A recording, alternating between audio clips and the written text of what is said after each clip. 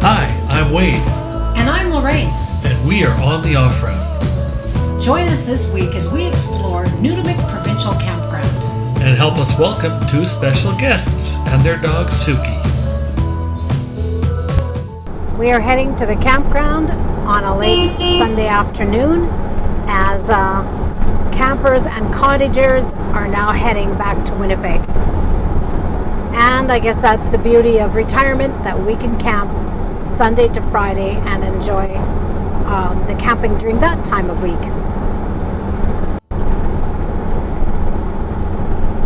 As the campground empties, we are heading to Nutimik Campground.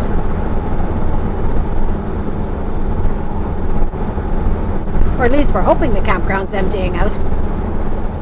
So we're in site number 1, not really waterfront, but this weird kind of service pathway, which has a gate that's not locked at the end. We've walked down here and explored, and so it's kind of a nice bonus to site number 1. We've been dealing with the horseflies and the bugs. It's camping, isn't it? Oh, we got a couple of people kayaking down the river here.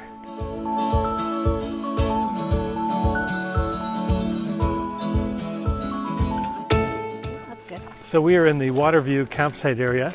There are 10 sites, I think it is, that are Nine, I think. Oh, 9 or 10.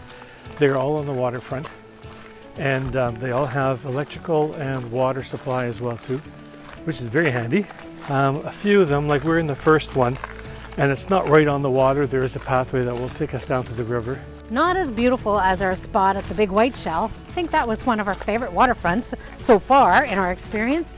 I wonder how often these sites are even empty in the season. They must be prime spots here at Nutimik. Now the site that we have is nice and sheltered, which is good. And again, if it's a windy day, it gives you shelter. These ones, I have been here in the past on my own, and if the wind is coming off the water, you do not want to leave your awning up or anything loose because it does fly around quite a bit. What we're realizing is how spacious the sites are. This campground's quite large, everything's spread out. These prime sites that are right on the road towards the beach and to the boat launch is actually quite busy. Lots of traffic going past, but we're loving the area. Just So this is an example. There's one water view. Yeah, this is site number 8. For those that are into fishing, there is a fish cleaning shack here as well. I talked to one couple today that were cleaning, and he had caught one walleye and a bunch of jacks. It's been a steady stream of traffic with boats coming in, and Sea-doos, kayaks. yeah, sea-doos and kayaks and small motorboats, small fishing boats and larger fishing boats. And I imagine once summer comes, summer holiday, summer break comes in, there'll be more with ski boats and stuff like that. The beach area is really large. It's got picnic tables and benches, grassy area, sandy area, kind of, typical of the beaches that we've been to. And right now it's quite warm here on the beach in the evening, and it's wonderful to see people using the water. And it's almost 7 o'clock in the evening. Yeah, it's unbelievable. As we walk along this end of the beach, we come to some rocks. And our first night here, Wade and I went out there and exploring, and there was a very well beaten path, I would say, up those rocks and to high up. There's a great view of the lake and the top of the rocks on the high end.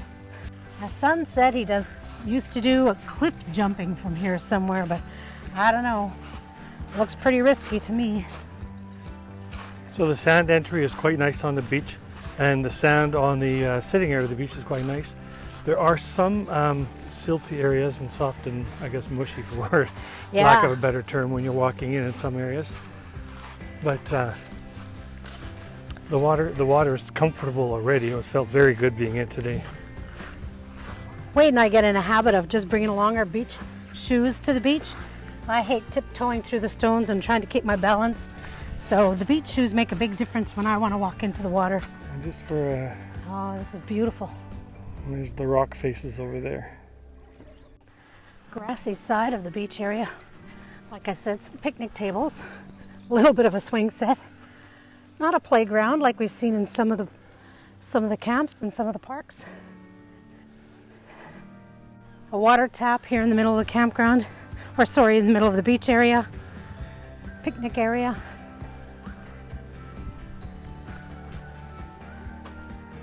And there's a number of picnic tables spread around. Good for a little family time together. That's pretty much it for the bathroom facilities right here by the beach area.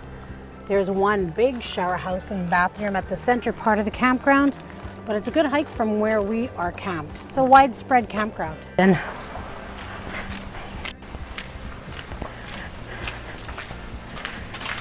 oh, I see. That has what? Eight shower stalls.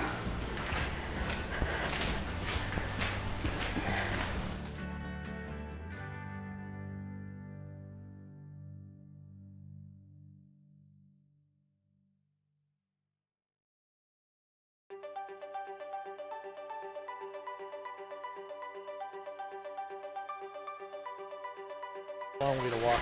Yeah, this is a widespread campground, pretty private sites. Here's one example. Lots of shade. Yeah, lots of shade, electrical site, lots of room to pull a camper onto there.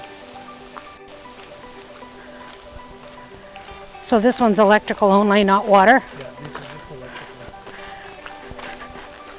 I think it's just numbers 1 to 9 that have electrical and water. Oh, and this one has a yurt on it here as well too. Oh yeah.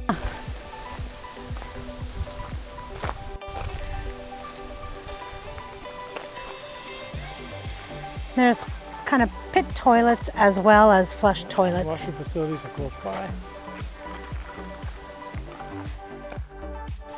A yurt is a good way to try out camping if you haven't really done that before.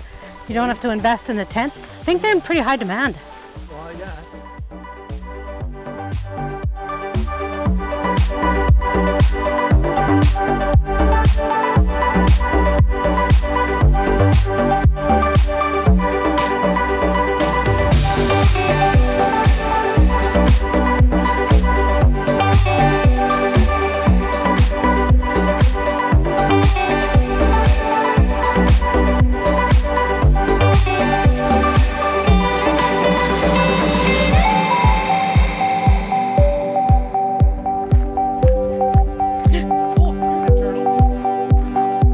She's a big one. Hey, turtle.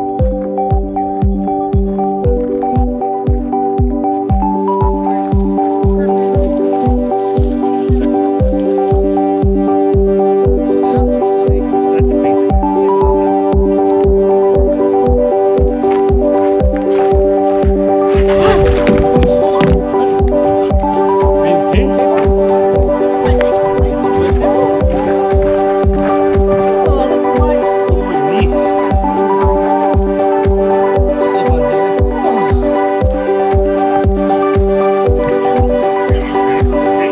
Suki!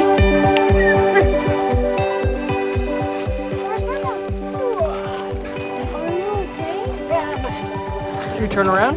No. Are you sure? Yeah. You need your walking stick? No.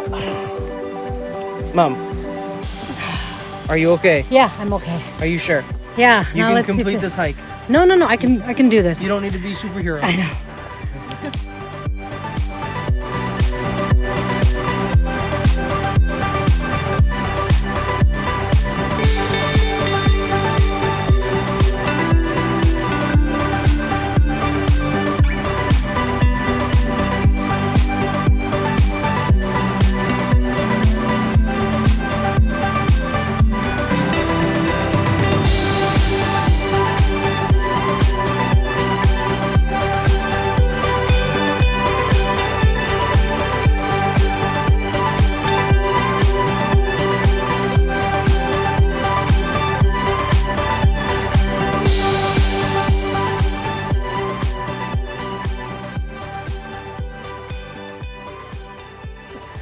We enjoyed our stay at Nutimik Provincial Campground, and probably the highlight, I have to say, is the fact that Zach and Monica, our kids, and their dog Suki joined us for the week, or at least for part of the week.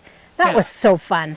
Yeah, we had a good time hiking and swimming and beaching with the kids and with the dogs. So It was good. Lots of firesides in the evening. Yeah. Fire pits. We so- followed COVID rules. They had their own campsite, but they could visit us, and so we did hang out together at the beach and hiking together. Yeah, it Great. was just good. We had a good time. A few highlights from the campground.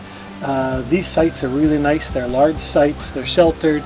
And it's a very windy day today, and I was a little concerned about our awning. Our awning hasn't even budged. We have a little Canadian flag attached to it. It just lightly wafts in the wind. So when Wade says these sites, we're talking, if you look at the camp map, sites 1 to 9 all have water and electricity. And as you get closer to, and they're close enough to the beach that you can walk.